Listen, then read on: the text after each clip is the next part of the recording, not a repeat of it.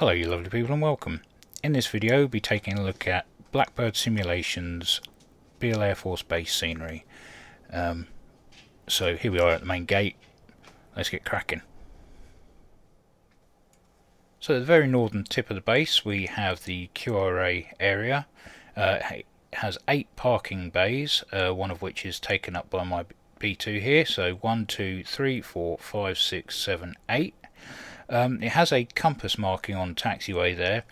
We'll take a closer look at that in a second. And it also has the QRA crew holding section here for when they're deployed. The crews can come out straight to their aircraft, and we'll take a closer look at that as well. So yeah, that's the parking section. Come down to the compass rose here, just to have a bit of a closer look. It's quite nicely painted. Detail on it is very sharp. And to the left of that we have the QRA holding section, with a parking lot at the back there, light poles, and any sort of generic bits of scenery such as air conditioners and things like that. This is Northern California, so it would be quite a warm part of the country. And like I say, it's nicely detailed. We've got cars, trucks all parked up. Looks like a nice outdoory type area there to go sit out. Trees and stuff. Even the cracks in the taxiway look good. So yeah, this is the Northern QRA section. Very nicely detailed, and lots of parking spaces for the larger aircraft. Nice easy access to the runway, as you'd expect from a QRA section. Yeah, so we'll move on to the main ramp now, and take a look at the KC-135s. So looking down the heavy side of the ramp, we can see some static KC-135s have been added. We've got either a maintenance or a holding hangar here to the northern end of it, and some ground power units, just to make the ramp look a bit more lively. Over the other side of the fence we have technical site. We've got different garages, warehouses, that sort of thing. This here is the main passenger terminal, apparently, going by the manual that came with the scenery. So I'm guessing that whenever they get any crew changes or anything like that, they would go through this terminal to go through any like you would at any other airport. Also, we've got the water tower and the power station over there on the other side of the road. And as we come down a little bit further, you'll see that we have maintenance hangars for the KC-135s. Further down, we'll take a look at those in a sec. Just go and look at the KC-135s. We come down. As you can see, they're actually Beale tailed, with the Air Force Reserve on the actual tail, which is nice to see. Got some nose art there, and also differently numbered, different serials as well. It's not just the same static aircraft over and over and over again, which is nice to see. So we'll come over to the maintenance part of it, and like I said, we've got some hangars. Got some stairs there, and then we have a cargo loader there. Actually have a 135 in the hangar for maintenance, which is a nice little addition. Even got 9th reconnaissance wing across the top of the main hangar there. It's nice to see something a bit different. It's not just you know the same generic bit of scenery over and over and over again. Obviously a no parking area here. As we go over to the T-38 sunshades, which I think is a recent addition. I never used to have them. Even complete with some bill-tailed T-38s. even a guy standing there waiting to do something, which is nice. Even just the little things that have been added just make this scenery a little bit different to what you would normally expect. So yeah, that's the KC-135 section, and we'll come down now to the bit that everybody loves, UAVs and U2s.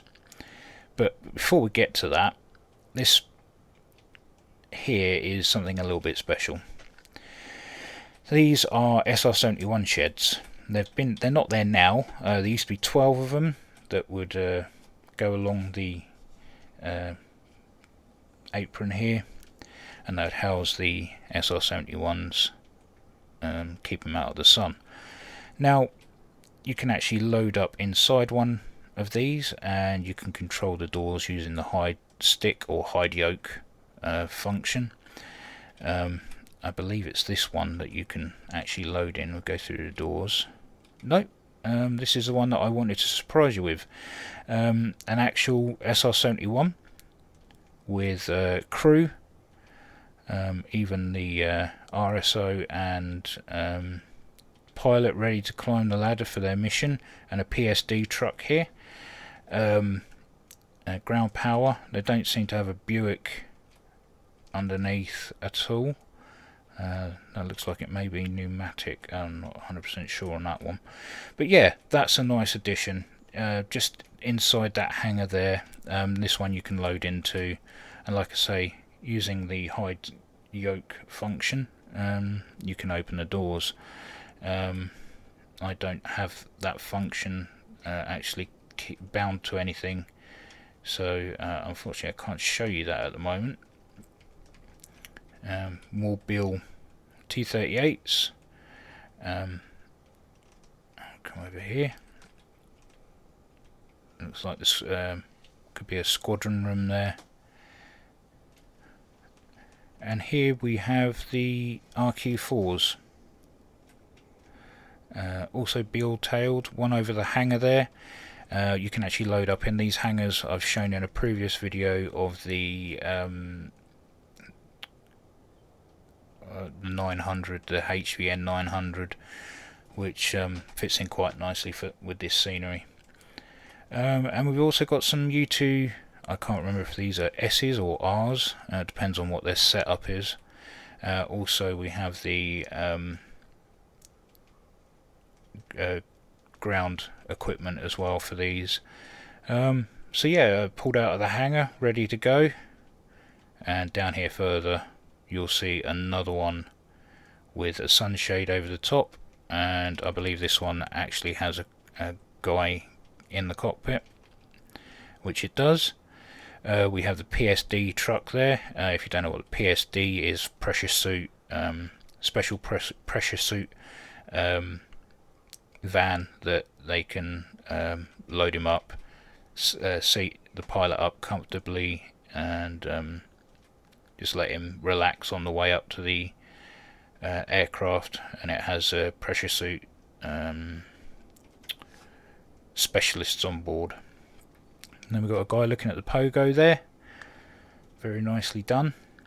And we've obviously got the chase car for that as well. Coming down the ramp even further, we've got some more here in the hangars with the power units and sunshades. Another one being loaded up here with a pilot with a PSD truck. And then you've got the chase car, and these are usually crewed by U2 pilots, and they talk, if you didn't know, they talk down U2 crews when they come into land, because obviously of the design of the aircraft, you can't really tell how close you are to the ground. Coming back down even further, we have yet another U2. Plenty of other bits of ground equipment laying around. Now we're going to go down to the southern end of the airfield, and this bit is called the Southern QRA, in the manual anyway. actually, before we get to the southern QRA, got the fire station here with all the fire trucks, obviously car park. I've got radar site here just in front of it, so emergency vehicles are based there. And then down here, as you can see, we've got an apron coming up here. This is Southern QRA. I guess this is for the smaller stuff like fighter type QRA, and that's all been included. Got 2 parking spots here, both a northern and a southern parking area, and rivetments around the sides, which is pretty cool, and take you straight out to the runway there. And if we go over to here, we have a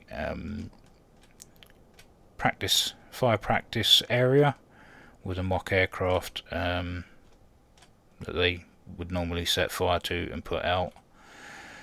And that's pretty much it for the technical side of the airfield. I mean, like I say, it's not all here, as you can see from the ground textures here. But the majority of it is, and what they've done of it, it looks fantastic. It's one of my favoured American airfields to fly from now, just simply because it's got all the detail. We're going to go have a look at the tower now. This is the back of the fire station.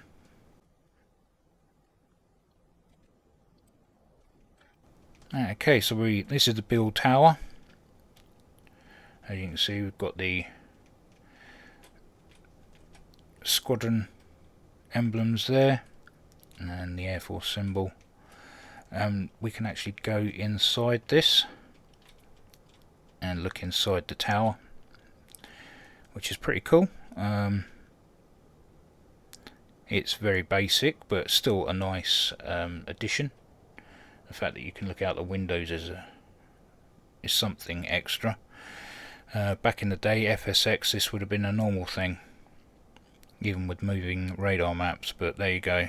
Have to take what you get, really. So this is the main portion of Beale Air Force Base covered. We're going to take a look at the extra parts with the sort of Pavepause part of the air scenery.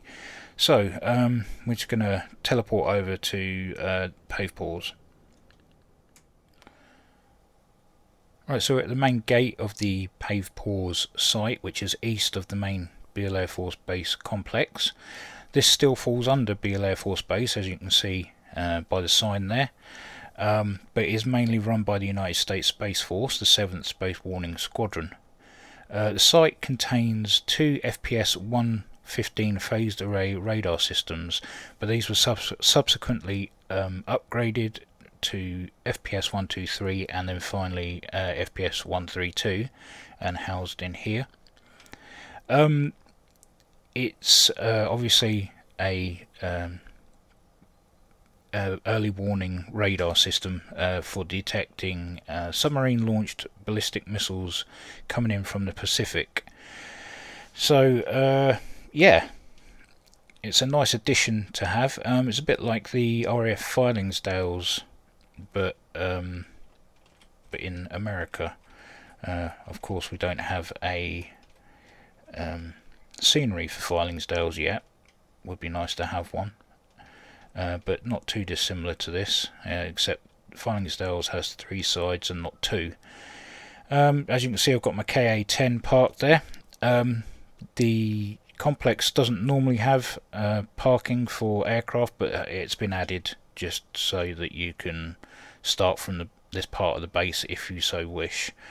So looking around, as I said, there's the housing for the phased array radars. This is the outer portion of the base, and then you've got the inner section, and we have a guard tower here, including a basketball hoop and basketball So they obviously don't do much work here. Obviously, then you've got all the power systems and housings around the back. Other buildings, I'm guessing, would be for operators on their screens, and then we've got a car park outside with the obligatory static parking, and then the road out back towards Beale itself. So yeah, it's a nice little addition to the scenery, something you wouldn't normally expect, but hey, they modelled and added it anyway, which is really nice. While I'm at Pavepause, I thought I would show the night lighting for it. Not much in the car park, but the site itself, you've got the red lights at the top, and then obviously the base lighting is quite nicely lit outside. And with that, we'll go over to the main complex at Beale and look at the night lighting there. As you can see, it's just off in the distance there. And the night lighting on the main complex, there we have the Southern QRA section there. I've got my KA10 there. As we move across, and the base is all nicely lit up. The runway lights are nice and bright. Taxiways lit up, so you can see all the outer part of it. Got the beacon flashing over there. All our red lighting for anything with high altitude. And then coming onto the main ramp, we can see that the lighting in all the hangars, vehicles, it's all there. RQ4 in the hangar there, even out on the ramp, all lit up on the apron.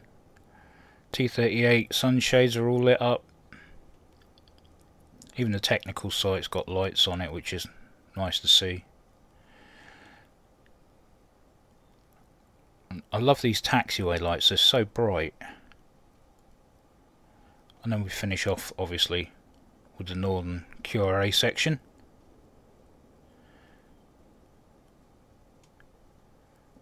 And again, that's all just nicely lit.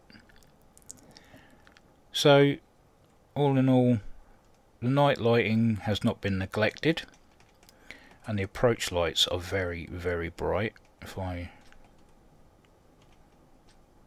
just get to, as you can see, they are absolutely blinding, and I love that. That looks so good.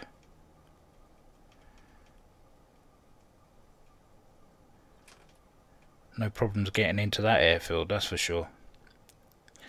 So let's do a quick review and call it a day. Right, let's summarise the Beale Air Force Base scenery. Well, you get ample parking for big and small aircraft. You've got decent night lighting. The actual buildings themselves look fantastic. The textures are absolutely lovely. All the systems work. ILS, TACAN are all spot on. No issues there. When you come into looking at the manual itself, it also includes some charts. I'll just drag this across and show you. Here we go. So you get the features of the airport, how long the runway is, things like that. Then we've got frequencies, ILS frequencies, markers, TACAN, and then you've got charts for flying in and out of the airfield, which is nice, a nice addition as well. So then you've got a map of the area, so from Pavepause to the airbase. There's also a bullseye and housing, but that's not necessarily modelled. It's just mainly this area here and here. No, I don't want to edit the text, go away.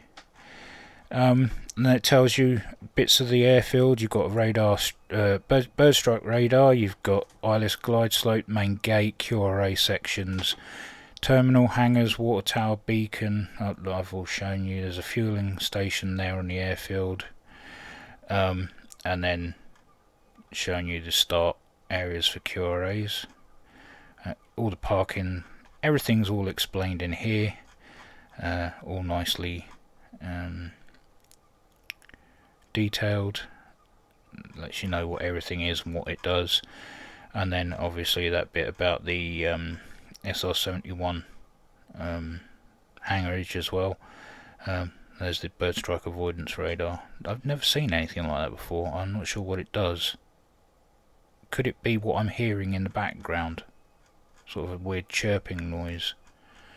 And then a bit about the night lighting, and as well as the Pavepause Site, a bit of the history, all the bits and pieces that are within the site itself, and then some night lighting shots.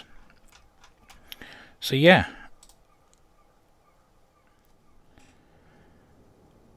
Well, whatever that chirping noise is has gone now. This is the bird strike radar that's not emitting any noises. I know over in the UK here we have vans that run up and down runways making a weird squawk noise to scare any birds away. I just wondered if that was something like that, but it could be the sim has crickets or something in the background. So if anybody's wondering what the screeching or chirping noise is, it's not anything to do with my computer, it's not me, it's in sim. I just can't locate it. Anyway, let's bring the Beale Air Force Base scenery to a close. Totally worth it in my mind, for what you get for your money. I believe I paid about £17 for it, which isn't bad considering everything works. No problems coming in on glide slopes, anything like that, and it's all nicely detailed, good night lighting, so yeah, worth every penny. So yeah, that's the Blackbird Simulations Beale scenery. All we need now is an SR-71, which they've been building forever, or a U2, which would be nice. Anyway, yeah, if you've got this far, thank you very much. And as always, take care, and I'll see you in the next one.